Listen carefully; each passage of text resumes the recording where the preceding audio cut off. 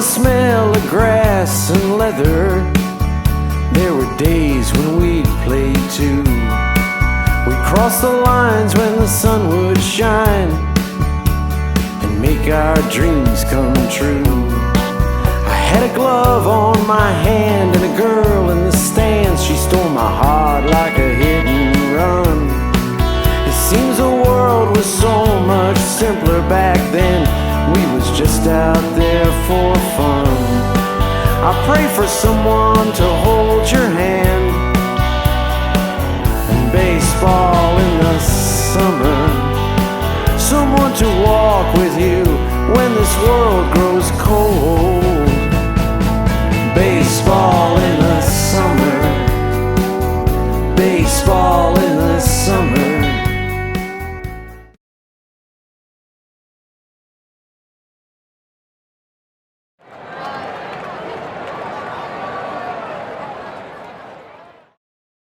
Welcome to the Brock v. Mac Legendary Rivals podcast, and we are super excited today to have the big righty, Joel Garton, join us from, I think he's still in Burlington, to be truthful. So, no? All right, Oakville. Well, there you go. Oakville. Well, Oakville, Burlington, it's all kind of the same heartland of the Brock baseball program.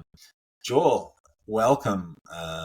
And we're excited to have you. Can you tell everybody kind of what you're up to these days before we kind of get into the wicked curveball that you caused a lot of turned heads and swings and misses with? Yeah. Well, thanks for having me, first of all. So I've been living in Oakville for 20 years now. So I was down in the States, moved back to Canada in 2000. Met my wife about a week after I moved back. Lived in Toronto for a few years, and we settled in Oakville. And we've been, while she was here in Oakville, but I've been in Oakville for the last 20 years together. I've been working as a financial advisor since I moved back to Canada in 2000. I also volunteer as a high school basketball coach. So that's been a lot of fun for the last 9 winters. Minus the 1 year of COVID that we lost out on. We have a son who lives in Toronto with his girlfriend, and we've got our 2 golden retrievers. So that's sort of my life in the last 20 odd years, I guess, in a nutshell. That's what I've been up to since coming back to Canada almost 24 years ago. It's amazing how many people, given the amazing coaches we had, have gone on to coach themselves. Whether it was fun listening to Todd and I last night talk about, he's a convener for swimming, competitive swimming. His daughter is a competitive swimmer, and you're involved with basketball. Not really shocking given that you're a pretty tall guy. And I remember that, our team was pretty tall. We would have fielded a pretty darn good intramural basketball team if we had gotten around to it like they did on the hockey side. But that's pretty exciting, and meeting your wife a week back, that's one good way to really rediscover your love of Canada. Yeah. No, we met at a golf tournament. Our parents belonged to the same golf club, and it was a parent-child golf tournament over Father's Day weekend, and our families got paired up together and hit it off. It took a few years before we started dating, but that's when we first met, so that was always a good story. That's exciting. I think that's, it was funny when we talked to Todd, he met his wife at Teachers College. So, I'm like, I said to him, were you focusing on on the course, or are you focusing on your wife? And he just kind of laughed it off. But that's an amazing journey. We'll talk about your time in the U.S. and, financial planning is, obviously, has been, I'm sure, really interesting over the course of the last few years, in particular with changing interest rates and wealth transference. We'll get into that after we get through some things. So that's, I think, super cool, and probably started with us having to do charting and obsess about statistics while we were at Brock. But why don't we start with how you started playing baseball? When did you start, and what organization were you? Did you start with? So I guess I first started. I lived in New York when I was really young. So I moved. Well, I was born in Canada, but moved back to Canada when I was 7. But I started playing baseball when I lived in New York when I was 5. Uh, Cortland National Little League. So the coaches pitched. It was underhand, but I never played t-ball or anything like that. Then when I moved back to Canada when I was 7, I was too young for baseball. So I played one summer of soccer, and then I went back to baseball. And I guess there was no rep at that age, so I played 1 year of house league. And then the following year moved into the Burlington rep system. I don't know, Tyke. I guess it was Tyke back then. And played. So that was COBA, Central Ontario Baseball Association. Played all the way through, I guess until I came to Brock that first year. So I played for Burlington, the entire way through. Just moved all the way up.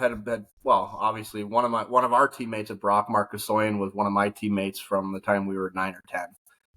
So we played all the way through. So it was fun to play in university with him. Another guy, Nate Kapusa, he was a year older. But we played high school together, and we also played rep together as we got older, and they started to merge the age groups. And Rob Green, another Burlington guy, we played, I think, just 1 or 2 years of high school together, because Rob was a couple years older, 3 years older, I guess. So probably just played 1 year with him when he was in OAC and I was in grade 10. So that was sort of my amateur youth baseball progress from New York to Burlington, and then, obviously to Brock, and then things changed after that, playing for, the Hamilton Cardinals, and obviously leaving Brock to go down to the States after that first year.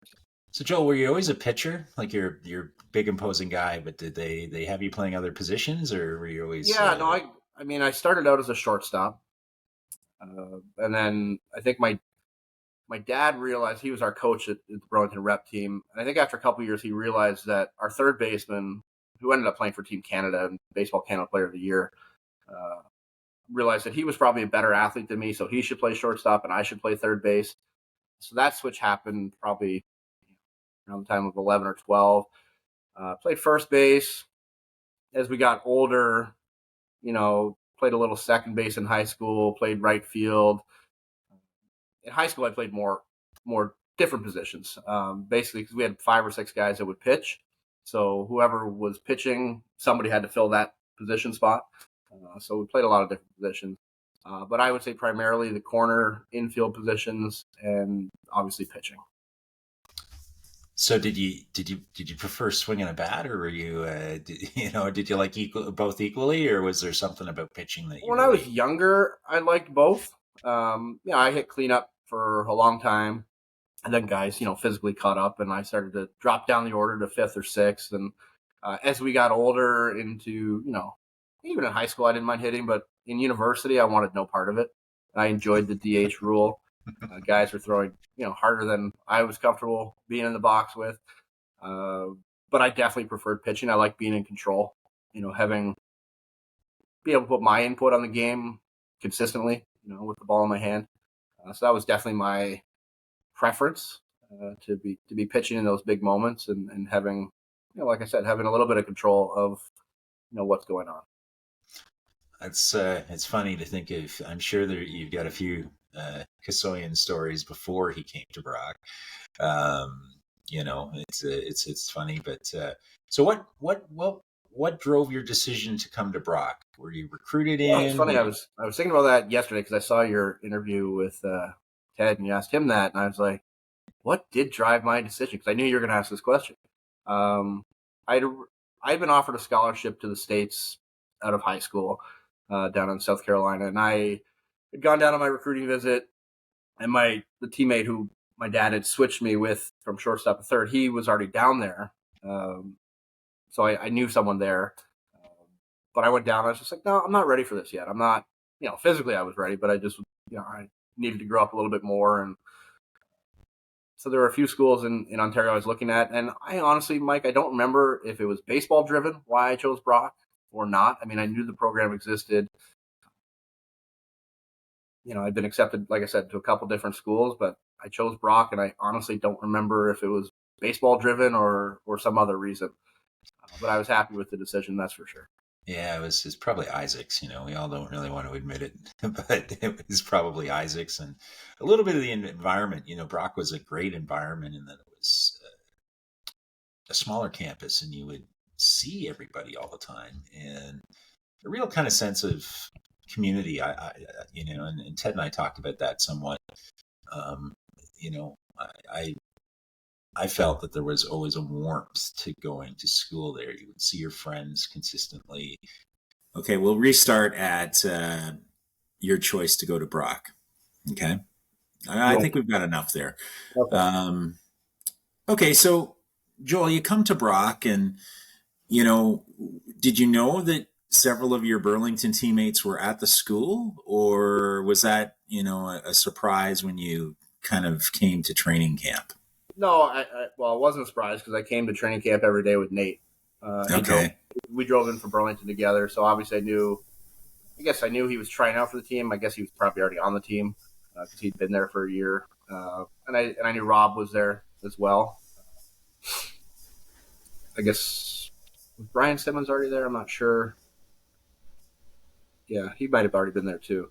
So no, I don't think I really knew outside of Nate and Rob for sure that they were there, and I probably knew Mark was going there. Obviously, we went to different high schools, but we played on the same team together. But summer of '95, I don't remember if we were talking about where everyone was going to school.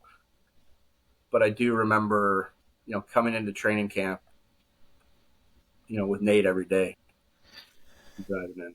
Yeah, Nate's one of the original gangsters. He was there for the infamous indoor workouts. Right. What was your first? Did you remember the first contact you had with coaches? Was it Coach McRae or Coach Toppin? It would have been McRae. He's honestly the only coach I remember really having a ton of interaction with. I remember Kemp from one moment, and we can talk about that later. And I remember the other coaches, but most of my interaction that I recall was with Mike. Various things, and I just remember I actually thought I was going to get cut. What? Well, it's interesting to hear from my perspective. So, going back to your thing, did I like hitting? And I remember during the tryouts, the pitchers hit, or at least we did in one particular game or day. But Mike, I can name one exception. Okay.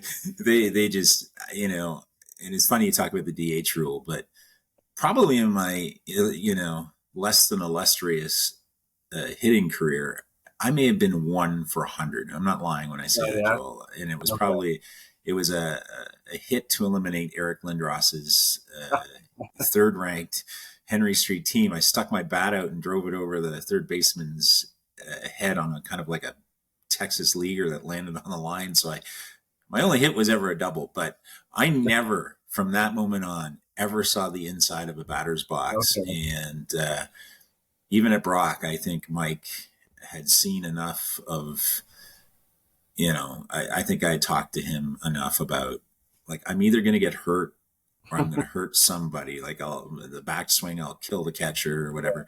So I didn't really do, I don't remember what the inside of a batter's box is, but it's funny that for someone that was such a dominant pitcher, that you had some anxiety over hitting. So this is interesting to me. Well, it wasn't the anxiety over hitting. It was just, and going into the story with why I thought I was going to get cut, because McRae had a rule: even if you walk, you have to sprint to first base. Like, you have to sprint, and I drew a walk, and I, not thinking, just slowly made my way to first base, and all of a sudden he's all over me, and I'm no longer participating. I'm just running foul poles for the rest of the practice. Fourth, and I'm just like, oh man, I just got cut from this team. Yeah, and I love McRae. Like, I thought he was the best coach I ever had for sure. And he was a great disciplinarian. Yeah, you couldn't go outside of the lines with Mike. It was didn't matter who you were, you would end up running, or I can remember a few. I told that story to Ted about the second pitch in a game where I just heard it out of the dugout about throwing strikes. and he was really hard on the pitchers because he was a pitcher. So for him, there was a standard of excellence that I think most of us kind of rose up to. But there were a couple games where people's control went a little wonky, or you make a mental error, as you will when you're jumping up from. In some cases, they're jumping first time into really heavy competitive ball, and Mike wasn't. It was great playing for Mike, but it wasn't easy. If that makes any sense. Well, 100%. Yeah, no, absolutely. I've had another coach like that in basketball in high school, like similar to Mike. Like he was, very disciplinarian. Like it's my way or the highway, and if things aren't going right, you're going to be punished.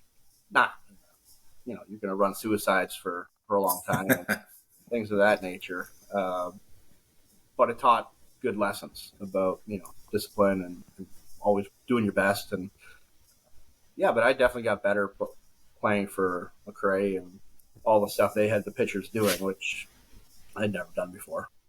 Yeah, so tell us about the towel drill. Do you Yeah, remember? and then obviously I went down to the States and we never did any of that stuff. No, Todd talked a lot about taking the tennis cans and having to, get your rotation proper on your curveball. Now you had an amazing curveball to begin with. I think, out of all those pitchers, I remember that you and Ted had these like perfect curveballs, and for Canadian pitchers, there was not a lot of people that had that. How was that just practice, or just was it a natural thing for you, or It was probably a natural thing because I'd been throwing it way too young. I used to throw a sidearm curve as well, and over the top, which is the one I really stuck with, was the 12-6. Yeah, it was just what I'd always done. It wasn't something that I practiced outside of, growing up. My parents were great supporters. Like my mom would be out in the yard, catching bullpens for me. Wow. When I was a kid, up until the point where I was throwing too hard, but she would play catch with me all the time. Like, so it was always something that I was doing. I don't remember if I was snapping off a lot of curves to her. Maybe I was, but but yeah, when you grow up pitching a lot of innings as a kid, there were no inning restrictions back then that they have now, and you can't just throw fastballs. So you start to experiment and do different things. And in Burlington, we had a really strong team. There were probably 5 guys off of our 5 or more that went down to the States off of like the initial group. So we had a pretty strong contingent of good baseball players, and we were always in competition with each other to do different things, but also try different things and learn from each other, especially the pitchers. So our other really solid pitcher, strong pitcher who went down to the States as well, he was a lefty, so we just kind of learned from each other, and we're kind of similar in how we approach the game with our pitch style and everything. But it's just experiment. Yeah, so we're at training camp, and you guys are driving in from Burlington because we started before the school year started. And what were your first? I don't think any of us expected to walk into a training camp that had close to 60 people at it. I don't remember the numbers. What I do remember was just the level of talent. I know I ended up in the States. I think Tinish went down for a year or two. There were a lot of guys in that team that were talented enough to be south of the border. And that always stuck with me. Even when I went down to the States, I'm like, yeah, our Brock team could compete. Maybe not at the highest level of D1, but definitely, we would have been a pretty strong team. And obviously we played some Division I teams and didn't go our way necessarily, but I think the biggest difference was, we didn't have the pitching depth that a D1 program would have, but we had some pretty talented position players that could definitely hold their own. Yeah, I think, I had the experience, obviously, of a fair amount of exposure in the U.S., not only prior to Brock, actually, not only with with being recruited, but also playing there in the summer. And, it always just came down to, like a lot of what you see in the States, as you know, are a lot of the same kind of pitcher. Actually, you see a lot of very mechanically sound fastball slider type right-handers. You see a lot of them, and they're all, they all throw strikes. They're all very fundamentally sound, and we were probably a couple of kids short on that end in terms of having the depth to go through and compete with D1 schools. But, our top end folks could easily do it. And it was just a matter of, I think, being on, which is a kind of a pitching term. But when pitchers are on, then they're hard to hit. They hit their spots, their stuff is working and all that kind of stuff. And, we had some people who, when they were on, we were hard to beat. And the outfield in particular is something I hadn't seen even in the US, where you have these very fast, big-armed guys all across the outfield. It was hilarious watching us do infield, outfield, or I just remember Kenish out in right field, just being able to throw from the corner to third base on a line and throwing guys out at first base on hard hit balls to right field. Like there's special players like that can do that, but they're not frequent. No, and Andy, was a walk-on. He was not recruited to the school. He just showed up at training camp. Yeah. And, I think similar to Burlington as an organization, we had that contingent of Oshawa guys. So the Houston boys and Chris and Ted and I all came out of that system, which we played in Leaside all the time. Right. So you would see, other than some organizations like Burlington or Windsor in particular, Windsor Sarnia had some big teams in it. We would see all the best players in the province, mostly in our league, and then we would definitely see them at eliminations. And I never saw Eddie Tinish. I didn't even know who the hell he was. So it was pretty unbelievable to see that kind of talented kid appear out of the ether, really. And so interesting from that perspective. Did you, I think in the early days of camp anyway, there was kind of these natural groups, the Oshawa guys kind of hung and the Burlington folks all kind of congregated together.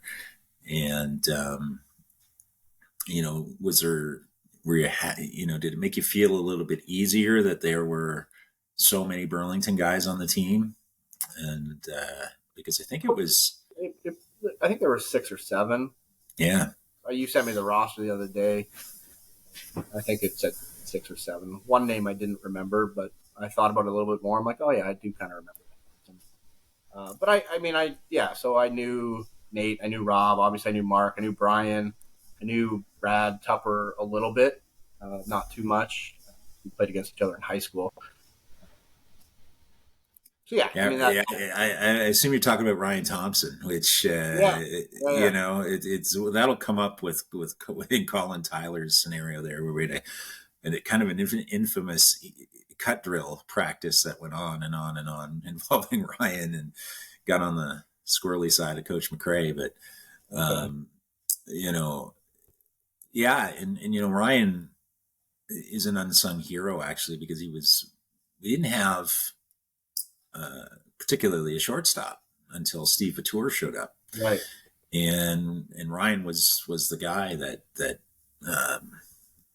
was in that slot. It was one of the, we had 900 catchers and about 50 first basemen. Like, it was unbelievable. From my perspective, there were these 2 very imposing first basemen, one from Oakville and both of them from Oakville, that I thought for sure were going to be our starting and backup first baseman, and neither of them made the team. Okay. And, I go out of my way to not name names, because anyone who didn't make the team, I think, probably feels a bit of a tinge of regret there. So, but, as an observer, I couldn't believe that we had depth at certain positions that was really unexpected. Mm-hmm. So we get through, a pretty brutal training camp. Those 2-a-days were hard, and God, we tired at the end of it. And for pitchers, it was, I think, doubly hard because we were throwing so much more than any of us would have been used to. I don't really remember, all the long tossing and throwing with the heavy ball and the weighted balls. That was the first experience I ever had with that, and never really saw it again in university after that. This is this became all the rage a few years later because this is explained with the Blue Jays that they use the weighted balls to get the extra velocity out of the free agent signings. So interesting that we were way ahead of the curve in that way. Absolutely. Yeah, So I don't remember all the throwing per se, and I know you and Ted talked about it in your conversation, but I guess it was after that one scrimmage. And you alluded to the losing team having to do the lunges. And I remember that vividly. We had to lunge around the whole field. I think we might have had to do it more than once, but that was the worst. Yeah, that. Absolutely. I can remember, and I think all of us pitchers kind of got together and that we're having to do that lunge, and that it was just atrocious. But I remember us, I think, going to Coach McRae and saying, we want the exact same teams tomorrow. Yeah. But, at that point, it was kind of a division coming in terms of pitchers who were going to make the team kind of obviously and those who weren't. But I can remember kind of a few of us standing up and saying, I want at that guy. The Birdman is mine. Like I will, I honestly can't recall whether knowing Coach McRae, he would have changed up the teams again and not allowed us to take our pound of flesh on the Birdman. But the Birdman ended up, I think he was 0 for 17 or 0 for 18 for camp. And, but that sticks with you, as does that horrid drill that Mike had us where we ran in the baseline and had to catch the guy in front of you. And he would sit there on the whistle, and every time you got caught, you'd have to go do 50 push-ups in the middle. And that was, I don't remember how long it went on for, but I thought, give me a bag skate or give me suicides. Like this is torture. True. Yeah, I'm not sure I could have even banged out 50 push-ups back then. That would have taken a while.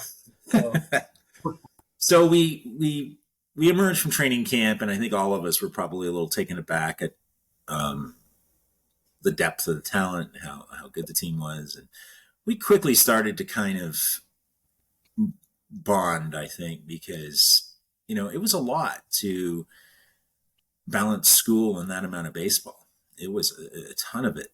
Do you recall what it was like being a freshman student and trying to get your head around classes and practice and games every night of the week?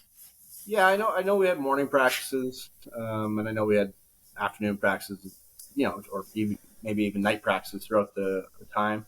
No, I mean, class schedule was what it was. I mean, you just worked around that. The baseball aspect, having them gone to the States was paled in comparison to the hours you spend, down in the U.S. playing a sport. It becomes a job. I was lucky to have Ebel drive me to all the practices. So that was great. He was in the residence next to mine, he and Latour. So I was always traveling to practice with those guys. So life was pretty easy that way. I don't remember I remember going to some practices, but I don't remember how much time we were putting in. I just know they were good practices, and the pitchers actually got to do real work, opposed to shagging fly balls. Yeah, it's a big difference from, Burlington or Oshawa rep, where you would run a bit, do some foul pulls, throw a bullpen session, and then you'd be in the outfield shagging flies. So pretty interesting from that perspective.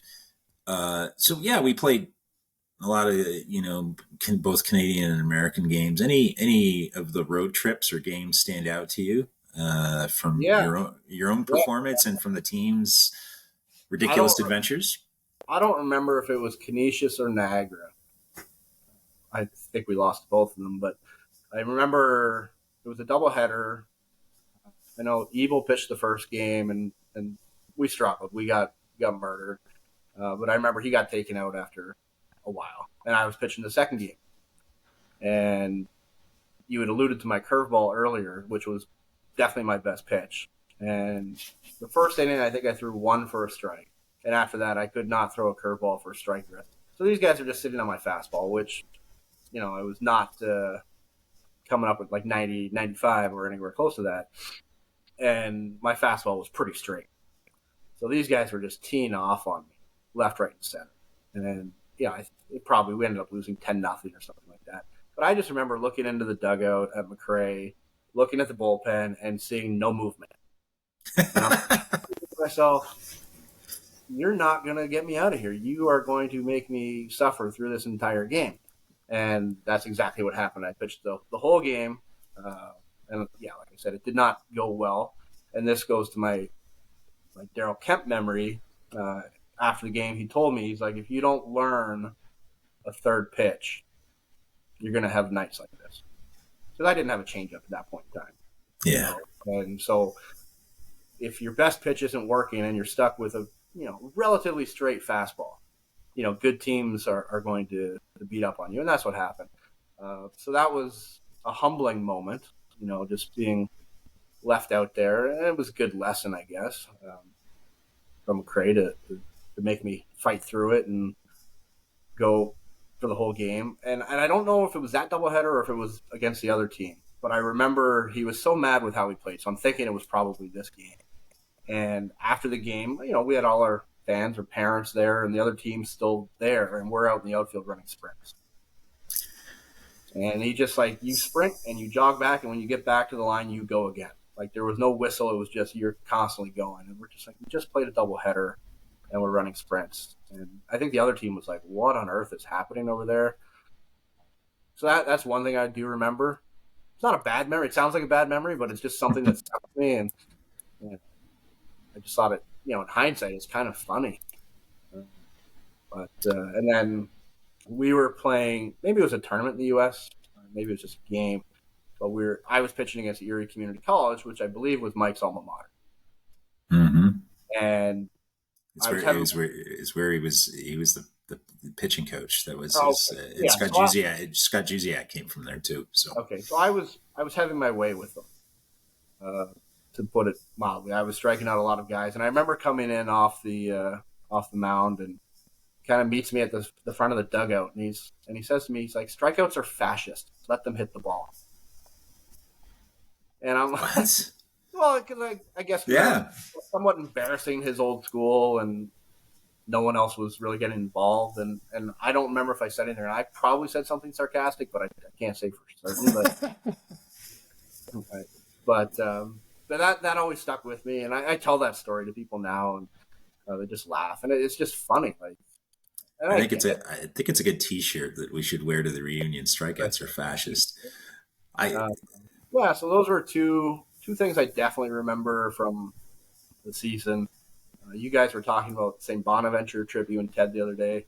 I remember going there. I don't remember if I pitched or not. I don't remember the whole umpire situation.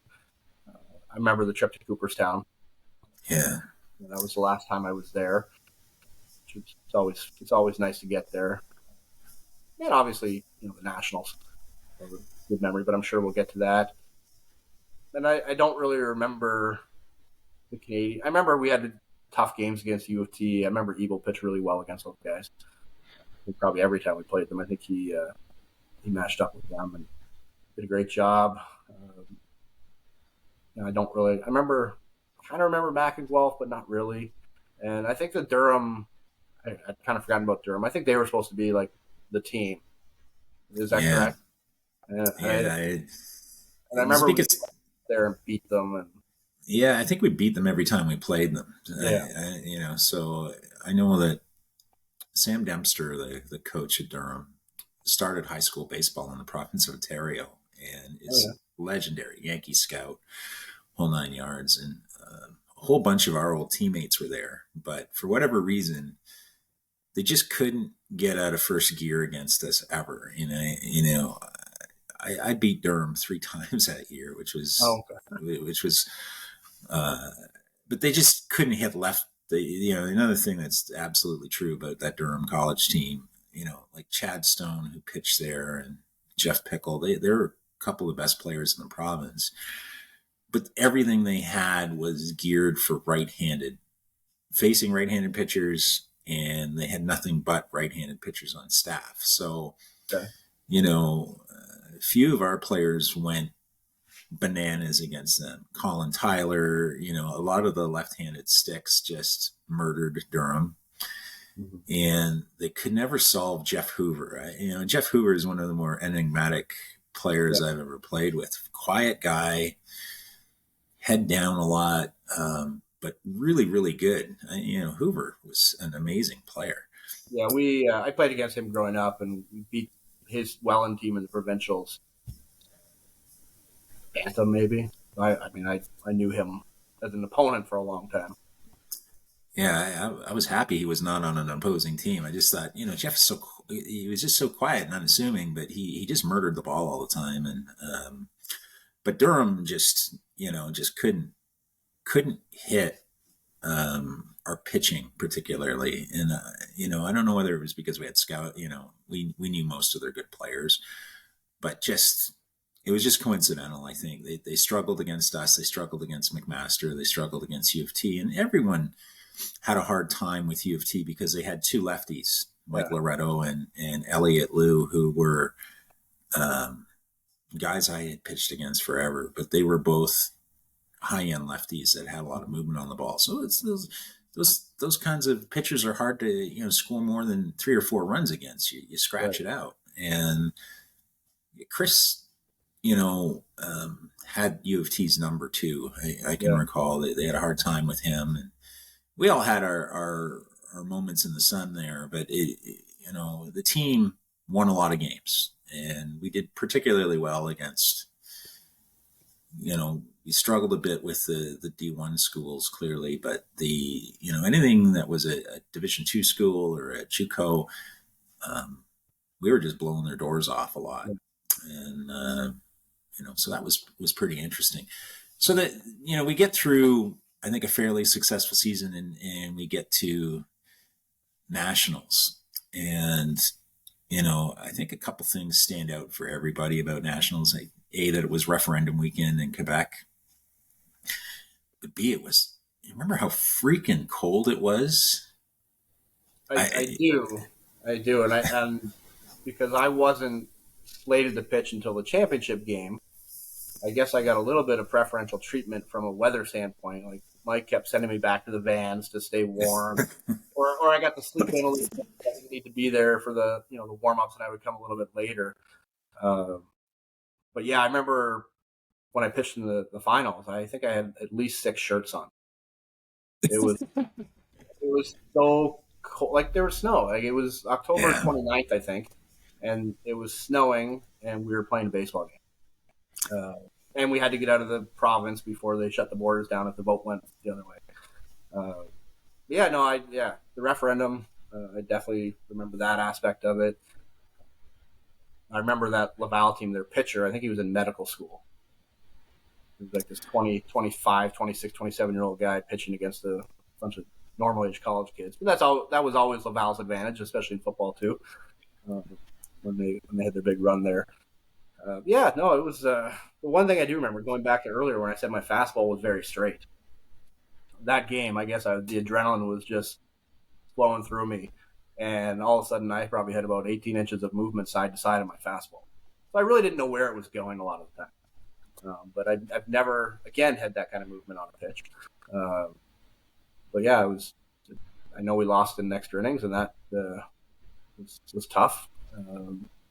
Couldn't tell you the score, but I remember. I don't remember when in the game I got taken out, but I know I wasn't happy about it. Yeah, it's where was he against Canisius to take me out? But, well, it's is one thing. I have had a conversation with Coach McRae since, obviously, and he is really a big believer in the kind of more modern analytics pieces where he thinks, you get through your lineup twice, and then we've got to get a different look, a different feel in there. He and I differ, heavily on that. I come from maybe a generation, but also coaching that was, starting pitchers, if they got in a groove, would get stronger as the game would go on, because they would get in the head of the opponent. So, we've always kind of, played a little tennis with that. Do you pull a starting pitcher? Because I just don't. I think if you're going well, you finish what you start, right? And I'm sure that you're from that same ilk as a starting pitcher. You just don't 100%. want to be good to get.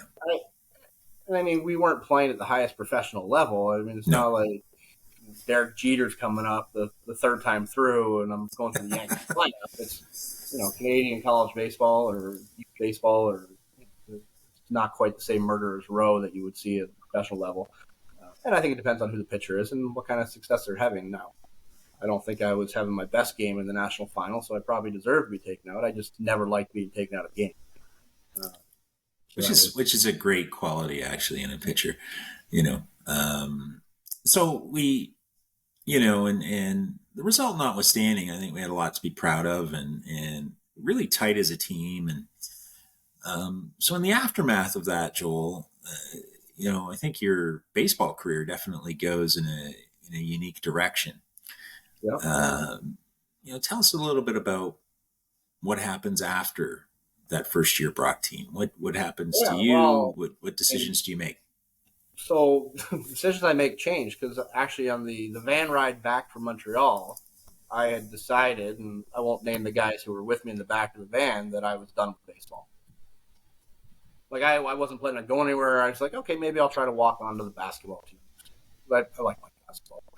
And I played pickup with a lot of these guys, and I thought, okay, I could probably make a team. Maybe not. I could be delusional.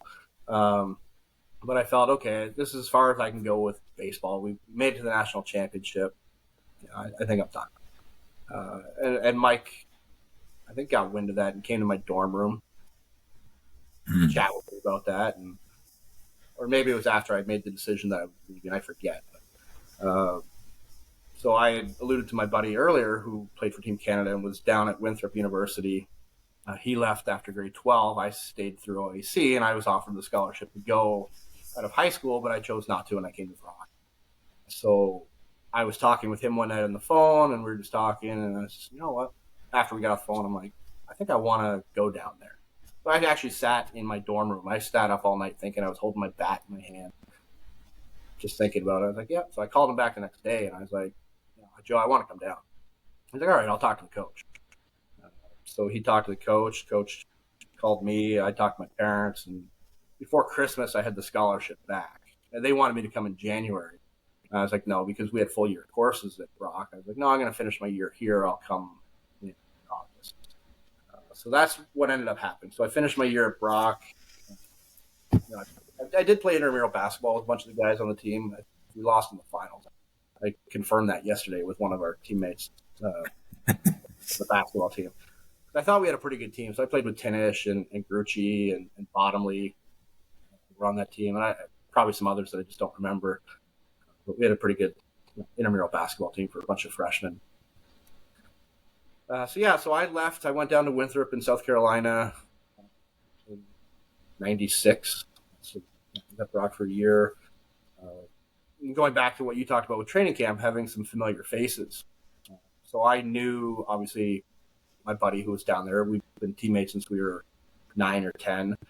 There was also a guy from Brampton that I'd grown up playing against, Dave Patterson, who was down there. So I drive down with my friends, and we just moved in. So I was living next. So I didn't live in residence. I lived in a townhouse. There were sort of 3 townhouses in a row. It was all baseball players or former baseball players. So and the guy's like, hey, you want to go to the bar? I'm like, sure. Why not? Like, I just met you. Let's go. Let's have a drink.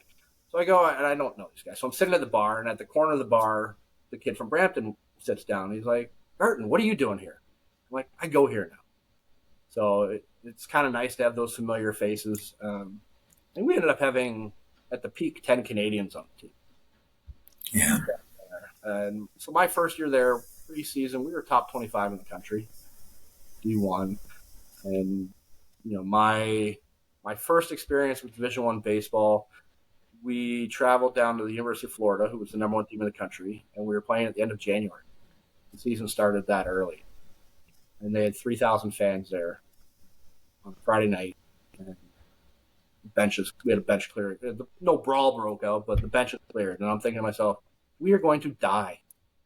Because we were a small school, but we were a top 25 program, but we were bringing in, kids from the north and from Canada down there, like Florida. They're getting the cream of the crop. And that team actually had four future major leaguers.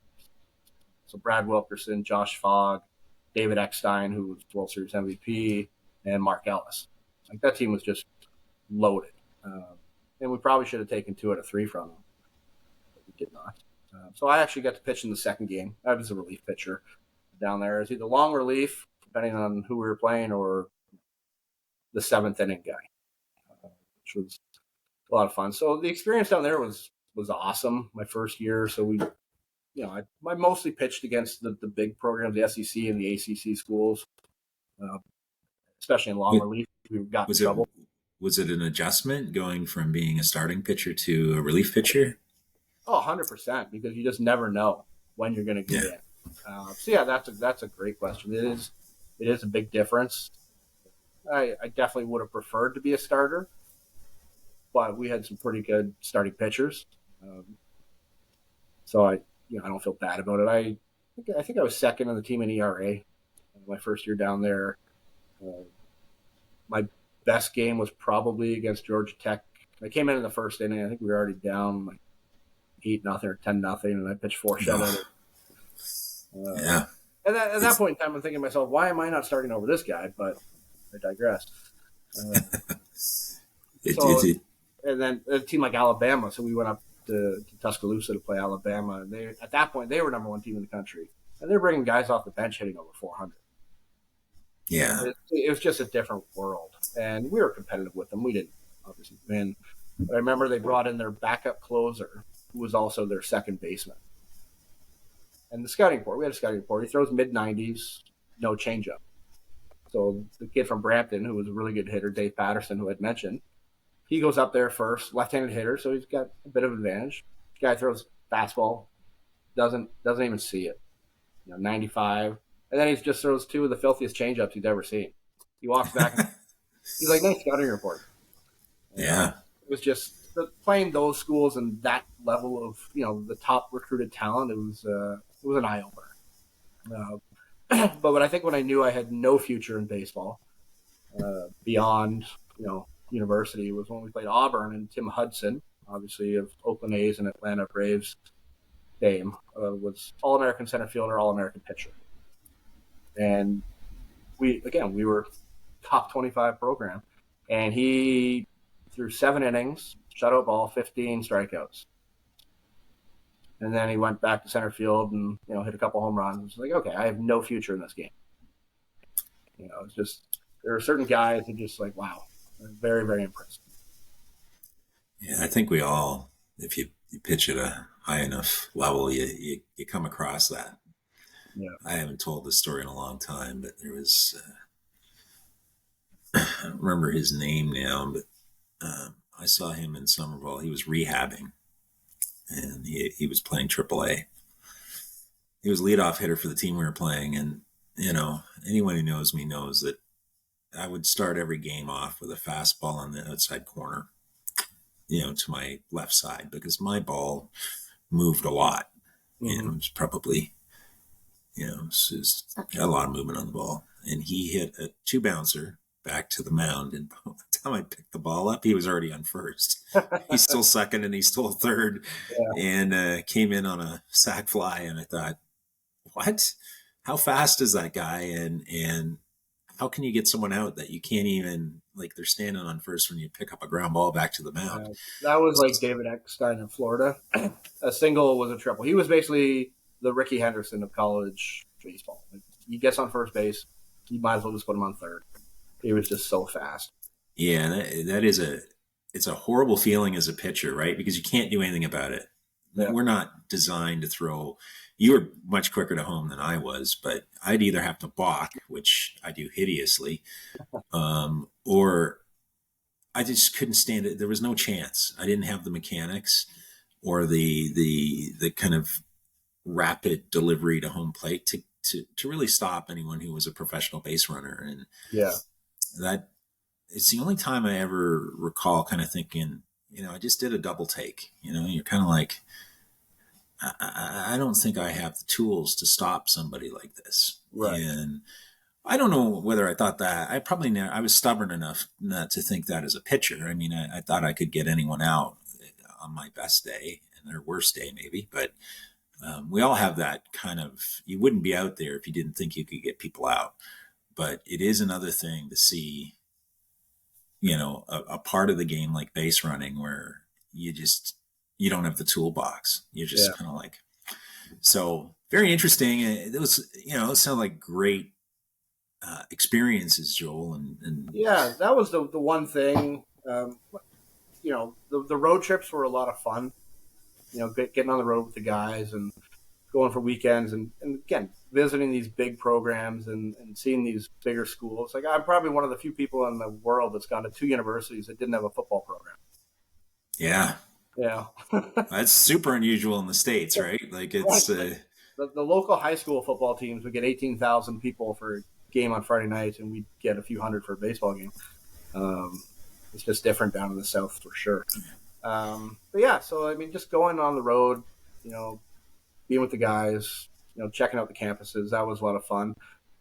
But it was a job. Going back to when you talked about the practices with Mike, I mean, like I said, at least we were productive as pitchers at those practices. Like, I felt down there, we were extras in a play. Like, okay, go run a little, do some sprints, run around the lake a few times, maybe get a bullpen in. But for the most part, we were shagging fly balls for 3-4 hours a day. And I'm like, this is a waste of time. And I'm going to say something that I wasn't sure I was ever going to bring up on a podcast, but just that point you just made,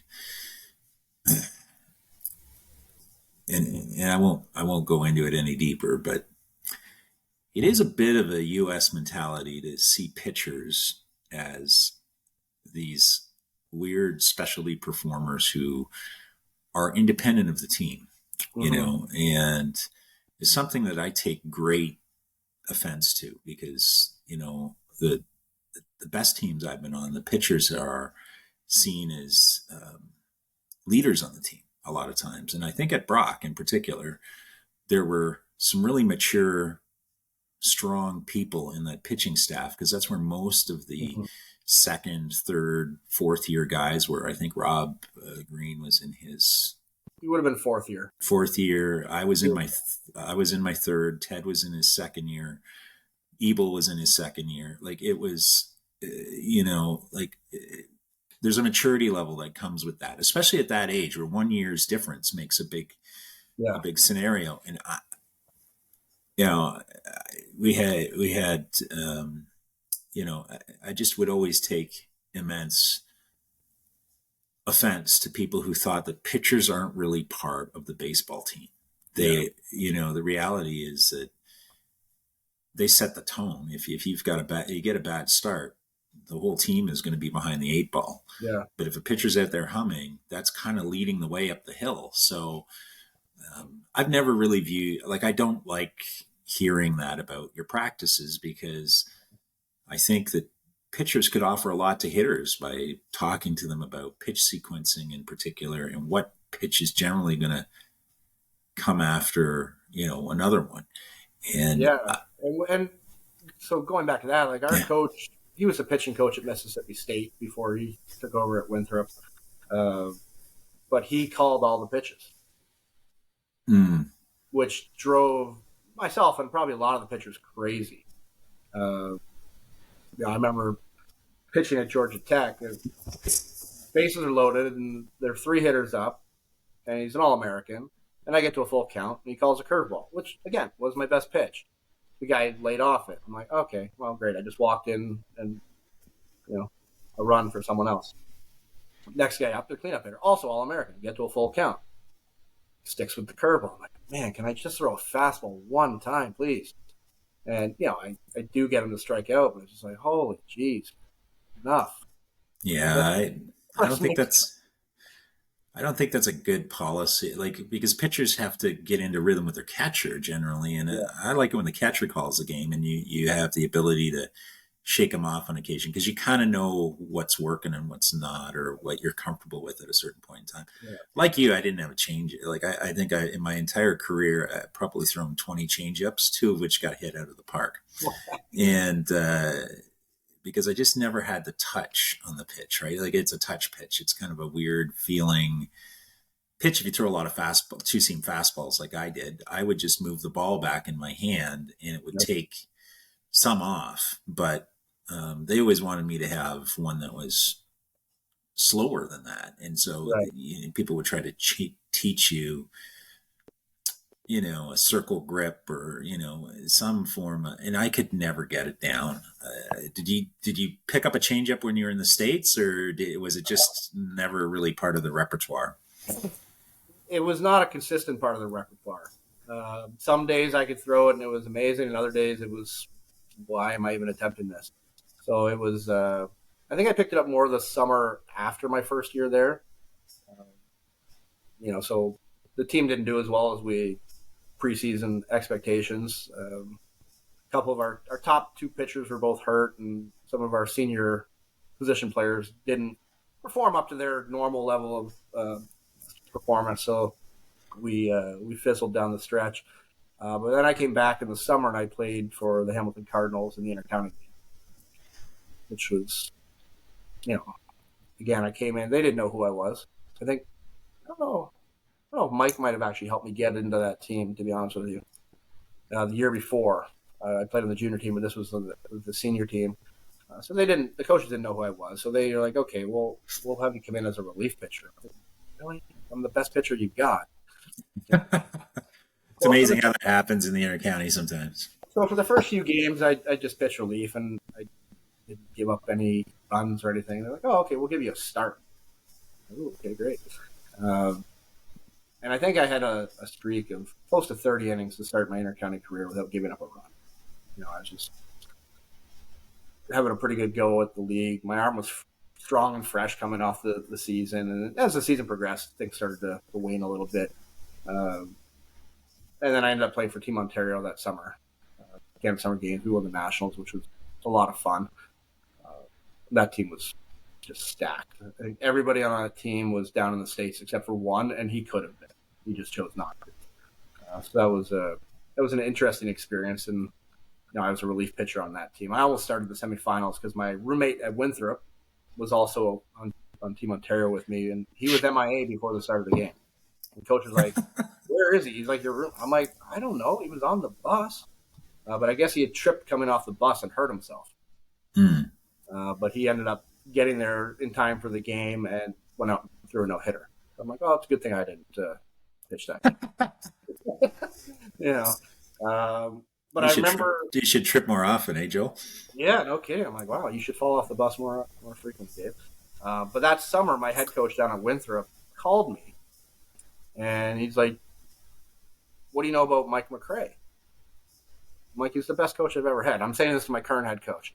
"He's the best coach I've ever had." He's like, "Oh, we're thinking of hiring." So Mike ended up coming down to Winthrop. I don't know if he was there for 2 years or just the 1 year. The most misused resource of all time, in my opinion.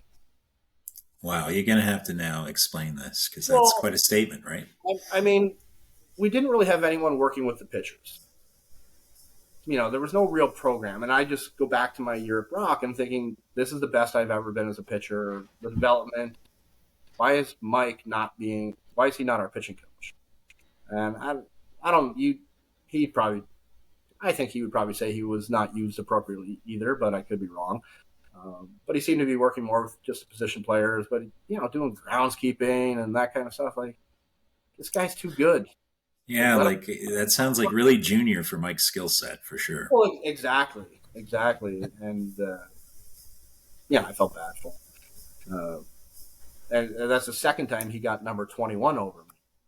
It's all about the number, isn't it? Well, he was 21 at Brock, and I wanted 21 because that was always my number. So then at Winthrop, the guy who was wearing 21 left, and you kind of got to put your name. But like I think McCray instantly like ran to like the head coach on it. I'm like, man, if I had to wait another year to get it, yeah. So, anyways, long story short, so Mike McCray came down to Winthrop, which was cool. But again, I think he was not used to the best of his abilities. Mm. And I don't remember if he was only there for 1 year. I guess I could look at his resume and find out. But, that was kind of a full circle moment. But then I went back for my second year, but I was hurt. Like my arm was pretty tired and dead after the summer of pitching intercounty and Team Ontario, and that was the end of my playing career. I never played again after the Nationals in the summer games. So I sat out my junior year injured, so I'd still go to practice every day and do the rehab. And then I went back for my senior year. So I didn't play the following summer and went back for my senior year. Arm still bothering me. They're like, well, we can send you down to Dr. James Andrews. I'm like, I don't need to go to Alabama. So I went up to Duke University, saw their doctors, and ended up having surgery on my elbow. It wasn't like career ending or anything, but it's just like, I'm done. I'm not coming back for another year. Yeah. So, I just graduated on time, and that was it. But it was a great experience, getting to play down there. But like I said, the road trips were the most fun. Being with the guys was the most fun. The baseball aspect, I guess I didn't get the opportunities that I felt I deserved to play. So that it made it less fun, especially when you're out there, like I said, shagging fly balls for a few hours every day, and 6 days a week down there. Yeah, it's a little bit par for the course for Canadians. Sometimes the American experience can be a little flat. I had a teammate named Derek Minix who went to Samford, and Derek was an amazing player. And the problem there was that the coach was the previous, outstanding Samford player, and Derek got close to breaking his home run record, so he benched him near the tail end of his career. Like you get these bizarre situations that are sometimes political, and I have a pretty funny story about how political it gets, and I think you're probably somewhat on that wave of politics when it comes to Canadians. But I went to a scouting camp for the Pittsburgh Pirates and Cleveland Indians in Kalamazoo, Michigan. Okay. Thriving metropolis of. We had to drive through Detroit to get there, and it was a Saturday morning, and I remember it had been raining, so the conditions weren't great, but we were at Eastern Michigan's field, and there were 3 Canadians, me being one of them, and there were a pile of Americans. But I remember the 2 big American pitchers were sitting there in the dugout smoking cigarettes prior to us having to do these drills and stuff. And he's a Cleveland Indian scout. I'm sure he's still not around, so I don't mind saying it. Drove up in a big, obnoxious white, I can't remember whether it was a Lincoln or something. And he got out and he started on this big spiel about how he had the summer before signed Jim Thome. Okay. And, that he was, he could tell a major league player from a non-major league player. Came into the dugout where the 2 Americans are puffing on their cigarettes. And I'm sitting beside these 2 pitchers. And he says, "You're a Canadian." I said, "Yep." He said, "I hear that your education system is suspect," which is precious, really, coming from that scenario. So I couldn't help myself. And so I said, "Well, in Canada, at least they teach you how to read." And he was pissed. Mm-hmm. So you'll know this from having gone to scouting camps. Pitchers don't run the 40. They're not, they don't get, but he said to me, "All right, smart ass, you're going to run the 40. Okay. And I got in there, and for, at that time, I was fairly quick for a pitcher, but um, he lines me up against a guy that, clearly was a track star of some sort, because Joel, they said go, and I looked up and the guy was already 15 feet in front of me. It was so bad. The guy could have lapped me. Yeah. And, he spent the entire scouting. We were out there for about 2 hours.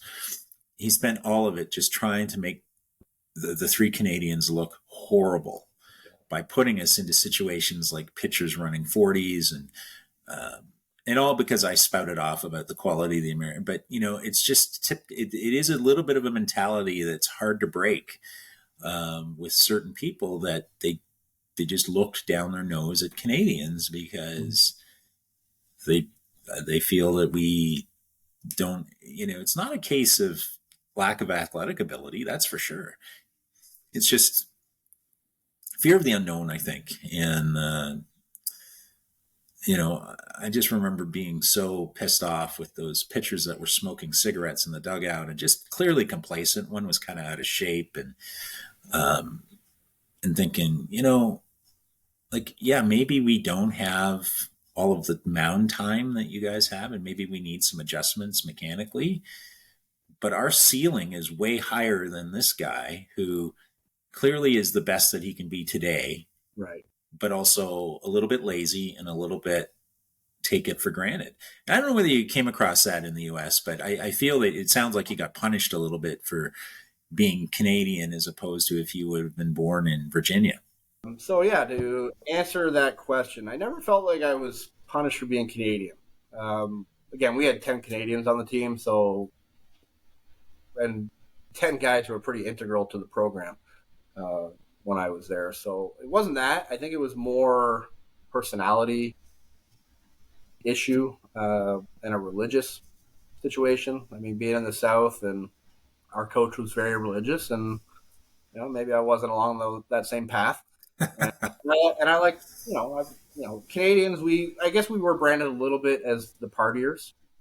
Yeah, of course. So we like to party, and we threw parties, and that was kind of our thing. So, and all the other guys did too, but there was a certain faction of the team, especially some of the pitchers who were from the South, that were going to Bible study with the coach and that sort of stuff. So was that a fact? Maybe, but it is what it is. We have a very similar experience that way. When I was looking at schools in the U.S., there was one that said no to me because I had already been to Canadian University for a year. At that point, I'd been at Brock for a year. Okay. And he asked me about drinking alcohol. And I said, wow. I'm, over 19. And, I like a good cold beer after the game. Who wouldn't? And that immediately was a hard pass, because they were, it was that school was in a dry county. Okay. But more so, he was Baptist, and felt that was sinning, and that I'd be a bad influence. And, the one thing that I think is fair to say is there's a huge age gap. The kids coming in that are U.S. born are younger than you would have been, and certainly I was when I was looking at school options there. And that's a unique concept too, because, older kids will get looked at as setting an example, but you're dealing with kids who are not as mature probably as the experience you would have had with other teammates. So it must have been a unique dynamic for you. Yeah, no. So, and we did see that with the American freshmen that would come in, having really not had alcohol or drinking in high school like we might have in Canada. Not saying we did or didn't. But they just couldn't handle it. Like it was so foreign to them, and they would just fall off the rails, and it wasn't good for them. Whereas in Canada, with the drinking age being younger, maybe we start a little bit earlier and we have more experience with it. Not to say that we were not drunk, but we could handle it a little bit better. And when I got down there, so I was 20 when I first got down there, so it's not like I was far off from the drinking age as it was, but yeah, it was just sort of that's a cultural thing. It's interesting. So, Joel, what did you take at Winthrop, and does it apply to your career now, or did you? Yeah, so I took finance. Yeah. My degree is in finance, so it does technically it applies to my career, but I think a lot of people would say that what you learn in university doesn't really help in your job. Uh, Maybe some calculations of future value and stuff like that was useful, but a lot of it, no, not so much. I mean, every job, no matter what it is still sales. So you're always selling something, whether it's yourself or service or product. I wouldn't say it necessarily prepared me for it, but I grew up in a finance household. I grew up. I remember, long when I was a little kid, my dad worked for Royal Bank, so I remember getting stock for Christmas. Like the physical certificates. I thought I'm like, I can make money off of this. I'm like, this is the coolest thing ever. So I've always had that interest in finance and money. My wife probably wishes I cared less about it than I do, but it's something that I care about a lot. So it definitely translated over. So I worked in the U.S.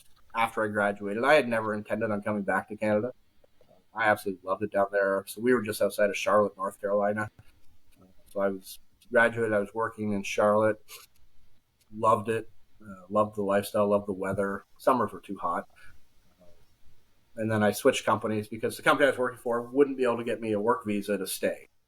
So the company I went and worked for, they were willing to sponsor me and do the paperwork. Unfortunately, they filed my visa extension or my visa paperwork 2 days after the deadline.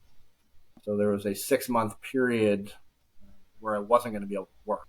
Now, the application would go in for the next round, which would have been, late fall, I guess, when I could have started. But I was like, well, I'm not going to stay down here for 6 months and not be able to work. So I came back to Canada June of 2000, got a summer job at the bank in their call center. And like I said, I met my wife a week after I moved back. That's not the reason necessarily that I stayed, but it's just kind of interesting. As time went on, I was just like, well, the company I was working for, they like to move people around, and I don't want to go to some small hick town in the South. I want to stay in Charlotte or go out to like Phoenix or, I consider Atlanta or, a big city. I didn't want to get moved around. So I ended up interviewing for a job with RBC Dominion Securities in 2000 for, become an investment advisor, which I was totally not really qualified for, but I got the job. The same week I got my visa to go back to the U.S., but I decided to stay. I've been here for coming up on 24 years now, working in wealth management. I took a little hiatus for a few years and started training athletes, doing nutrition coaching. I just had enough of the wealth management industry for a while and needed a break, but been back in it since 2020. So that's really my true calling. And again, the coaching basketball, probably outside of being a husband and father, the best thing I've ever done. Yeah. Well, that's outstanding, Joel. I think do you are you still a baseball fan, or is it something where you punched the ticket and said, I've had it. I've had my fill of this sport. I'm going to get into basketball now and kind of move on, or? Well, I'm still a fan. I'm a fan of all sports. Okay. But I don't watch sports as much as I used to. The only thing I'm committed to is University of Michigan football. Like that's always been my team, and thankfully we finally won a national championship. Yeah, I was gonna say you should probably be pretty happy this year. Yeah, very happy. I'm not expecting a repeat by any stretch, but been a nice 3-year run they've been on. So that's the one team or sport that I will carve out time for in my schedule to make sure if they're playing, I'm going to watch the game. I don't watch a lot of baseball anymore, not because I don't like it. Just there's other things going on in life, and even I don't watch as much college basketball anymore. Or I guess I still watch too much NFL, but that's because I'm in fantasy sports. So yeah, I don't commit as much time to the sports, but I'm still a fan. Like I still follow what's going on. I want the Blue Jays to do well, but it doesn't bother me if they don't. But I'm happier when they do well. Yeah. It's and is there any long-term effects in your elbow from your surgery? Like if you have to pitch an inning, you think you can, or I don't. Well, if I had to, could I? Yeah, it wouldn't be pretty. My bigger concern would be not necessarily hurting my elbow, but just hurting myself physically. I played in our company softball tournament this past summer, and I hadn't played any sort of baseball probably since 2008 when I last played for a company softball game when I was much younger. My body hurt for 4 days. Like we played 5 games in 7 hours, I think it was. I asked once, I was like, "Can I sit one inning?" And I think we were winning enough that they let me sit one inning towards the end. I was like, I don't want to play shorts. I'm happy playing first base. I just don't want to get hurt. Like I don't want to rupture my Achilles. Like I don't want to do it. I'm not running hard. You know. Yeah, well, good thing Coach McRae wasn't coaching your company softball team, because if you wouldn't Yeah. have Well, no. busted ass down to first, you'd. Our coach was still pretty intense. She wanted to win pretty bad, and we did. We won the tournament, but thankfully there was a younger, better version of me that could patrol center field. Yeah. Really carried the team. He played for McRae. He played for McRae. I think he played for McRae at Niagara. It's a small world, eh? When you think of Or he was recruited by him. I forget. We talked about it, but there was some overlap with Mike. So yeah, young Canadian kid. It was actually he was a cousin. He is the cousin of one of my teammates at Winthrop. Like just small world. It is a small world, Joel. Going back to Timish, my roommate down at Winthrop, also an Ottawa national, was teammates with Timish in Ottawa. Like it's just 6 degrees of Kevin Bacon, eh? It's pretty unbelievable. The baseball world is pretty small for sure. That's great. So, we're, I think most of us are approaching or over 50 at this point. What is it? What are the goals you still have out there, Joel, that you want to get accomplished in the next chapter of your life here? I think you've settled into what sounds like a great life and great marriage. Everyone loves having kids and fur pets or fur babies, as they're referred to. But you got anything else out on that to-do list that you want to get checked off here? I want to see the world. I want to see more of the world. Like, I haven't really traveled a ton, and that's something that I've always wanted to do. And I think we're at a position where, again, not having kids at home anymore, we have the luxury to be able to kind of pick up and go whenever we want. We're not tied to the school system. I mean, I guess with my coaching, I can't really take off in certain times when I'm coaching basketball, but and I do really enjoy that. And I may coach a rep team at some point in time. I don't love rep sports, youth sports. I think it's become too focused on winning and not about player development. And I see that coaching high school basketball, where these kids, they've all played rep basketball, but they don't know how to play basketball. If that makes any sense. It makes complete sense. They're taught X's and O's from a young age as opposed to critical thinking and how to react. And that's what I try to teach my kids. Well, and the other thing I think when we were all growing up, we played a variety of sports. Wayne Gretzky talks about this, that he played hockey and baseball, because you train different muscles, you train different reactions. There's not an orthodox answer to everything, right? Like if you overcoach people, you end up with a lack of creativity, but also a lack of innovation. I think if the modern way of doing things would be applied to, let's use baseball, for example, no one would have invented a curveball or a slider or a forkball, because you would have been told, locate your fastball and you throw your fastball with 4 seams and you do this and you do that. And you coach it into kids and drill it into them. And I think some of the best results come from people figuring it out on their own and applying things that they learn in other facets and other portions of life. And they bring that originality into the mix. And we've all seen David Eckstein's a great example, actually, of someone who had kind of an unorthodox swing and an unorthodox way of playing. And if it was left to scouts purely, they would have said at a certain point, too small, doesn't swing this way, doesn't do that. And yet you've got a person that was a World Series MVP. Right. We've all played with people who did things differently. Yeah.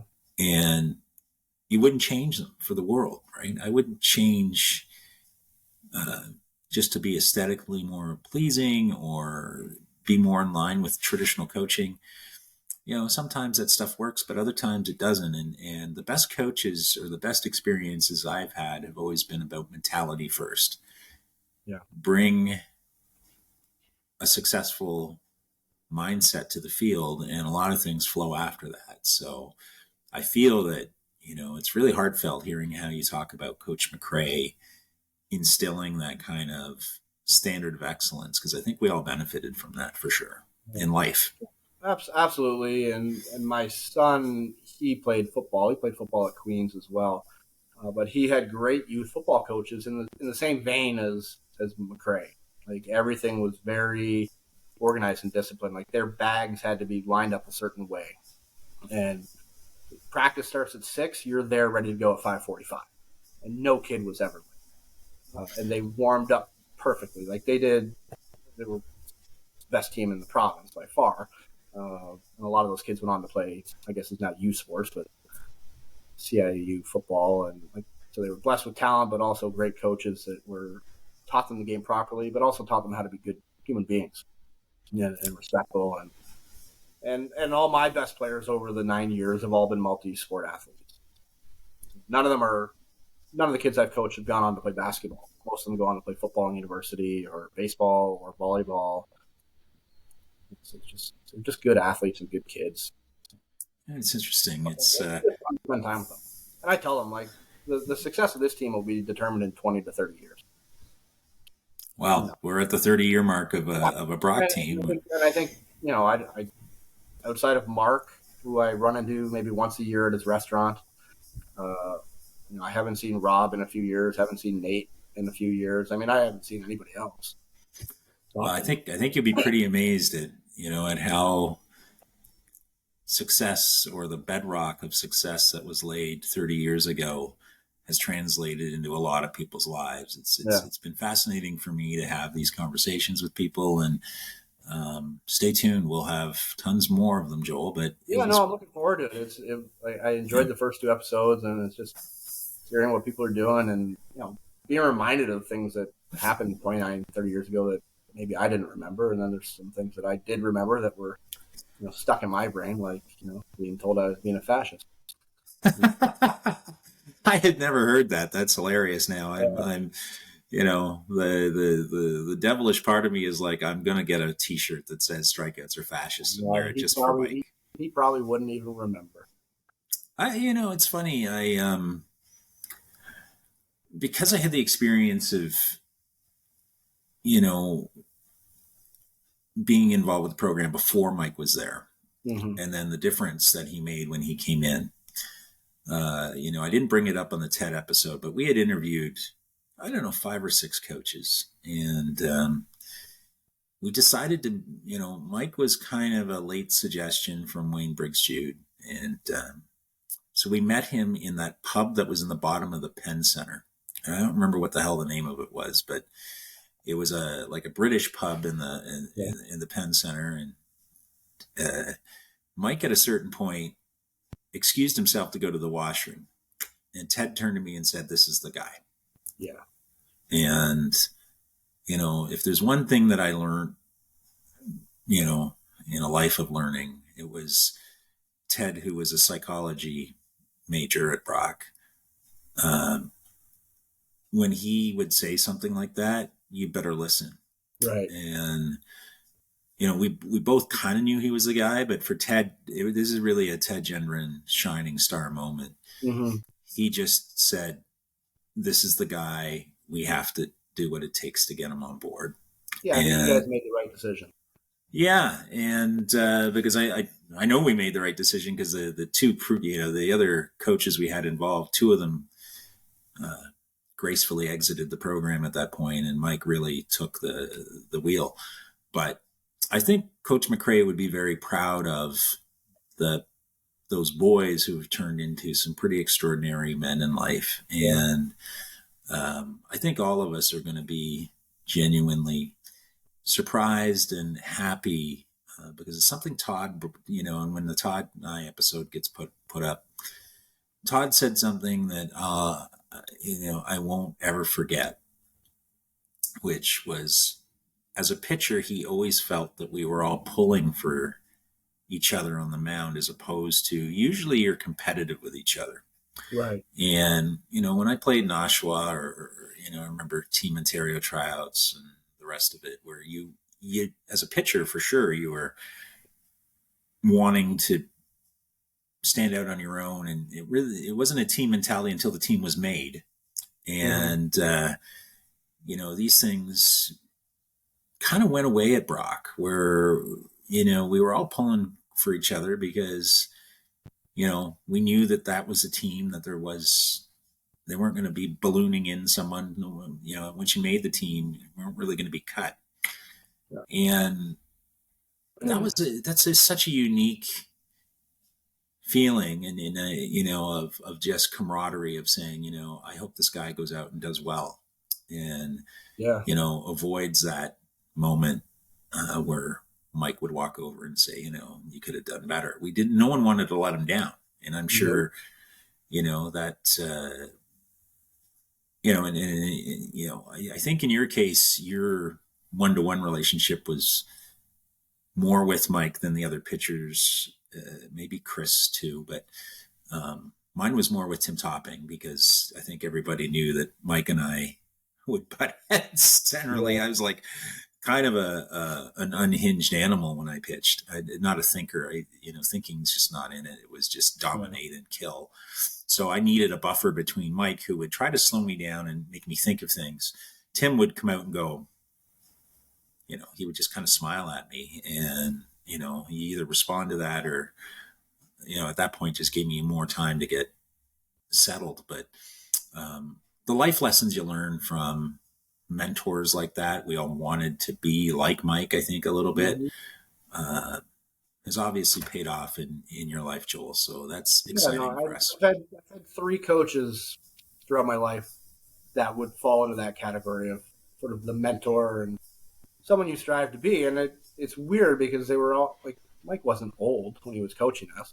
They were all, I'll call them young, in their late 20s, early 30s when they were coaching me, and that had an impact. That's great.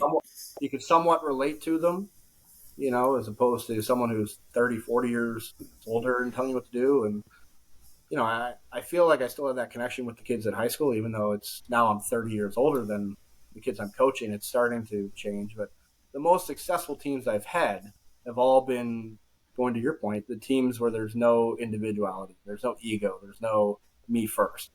Everybody's happy when everyone else is successful.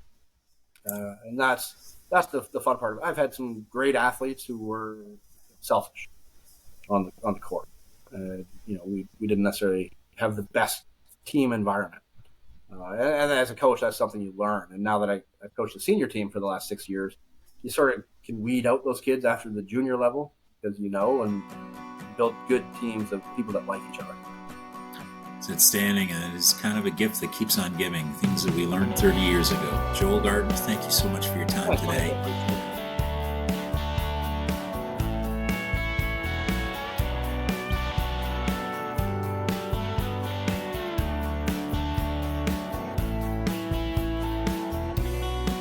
Well, the smell